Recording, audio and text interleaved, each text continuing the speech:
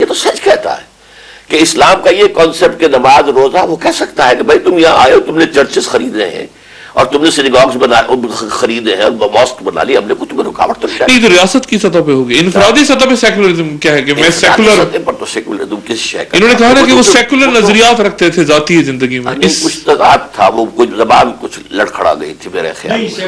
Doctor صاحب آپ کی زبان لڑکھڑائی تھی؟ میری زبان کبھی نہیں لڑکھڑا تھی، جب میں بات کرتا ہوں تو واضح میں ذرا تھوڑا سا کر دوں وضاحت۔ ایک تو میری زبان کبھی نہیں لڑکھڑا تھی، بہت نامساعد حالات سے گزرتا ہوں میں۔ اچھا، اصل بات جو ہے وہ یہ ہے کہ ریاست جو ہے، ایک تو سیکولرزم کے اندر ریاست جو ہے غیر جانبدار ہوتی ہے، یعنی ریاست کا کوئی مذہب نہیں ہوتا، پہلی چیز جو ہے، اور باقی سوسائٹی کے اندر لوگ مذہب کے لوگ ہیں، وہ اپنے مذہبی معاملات کے اندر آزاد ہیں۔ دوسری بات جو ہے وہ یہ ہے کہ یہ آج کل ہے پروفیشنلزم کا زمانہ، کہ جیسے سرجن ہیں، اس کو پتا ہے کہ بیماری کیا ہے، اگر اس کو ہے کہ بھئی آرگن کا ٹرانسپلانٹیشن ہونا چاہیے تو وہ کوئی فتویٰ نہیں دے گا، وہ مطلب کر دے گا۔ ایک معیشت کا آدمی ہے، اس کو بجٹ بنانا ہے تو وہ اپنے حالات کے تحت بجٹ بنائے گا، وہ کوئی فتویٰ نہیں دے گا، وہ یعنی مذہب کے اصولوں کو نہیں دیکھے گا، پروفیشنلی ایک چیز کو دیکھے گا۔ وہ اسی طریقے سے ٹیکنالوجی ہے، آئی ٹی کے لوگ، ذاتی زندگی میں سیکولر، میں بتاتا ہوں کیا ہوتا ہے۔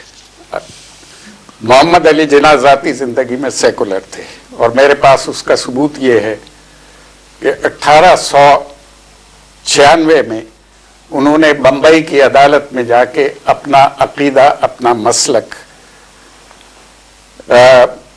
تبدیل کیا۔ آغا خانی تھے وہ، پہلے تبدیل کر کے انہوں نے جعفری فقہ اپنایا، اثنا عشری فقہ اپنایا عدالت میں جا کے۔ کیا وجہ تھی اس کی؟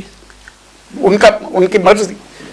پاکستان بننے تک انہوں نے اپنے شیعہ ہونے کو سیاست میں یا ریاست میں کہیں استعمال نہیں کیا۔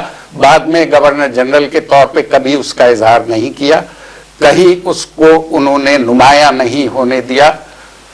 جو عقیدہ انہوں نے اپنایا اس کو انہوں نے سیاست میں اور حکومت میں استعمال نہیں کیا، اس کو کبھی انہوں نے پن پوائنٹ نہیں کیا کہ میرا عقیدہ کیا ہے۔ اس کو سیکولر ہونا کہتے ہیں۔ سیکولر ہونے کا مطلب یہ ہے کہ آپ کسی کو عقیدے یا مذہب کی بنیاد پہ نہ تو پریویلیجز دیں اور نہ اس کی آپ پرسیکیوشن کریں۔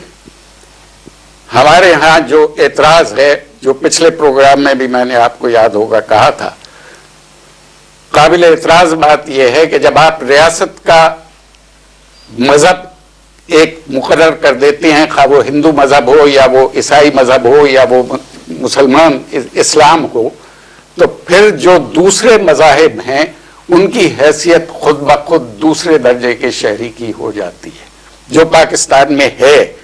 غیر ڈاکٹر صاحب نے کہا کہ شروع میں قائد اعظم سیکولر ضرور تھے، لیکن بعد میں میرے پاس تو 11 اگست کی تقریر ہوئی ہے، بہترین اصل میں 11 اگست والی تقریر کو علیحدہ رکھیے، لیکن میں یہی بات نہیں، اس کو علیحدہ ڈسکس کر لیں گے۔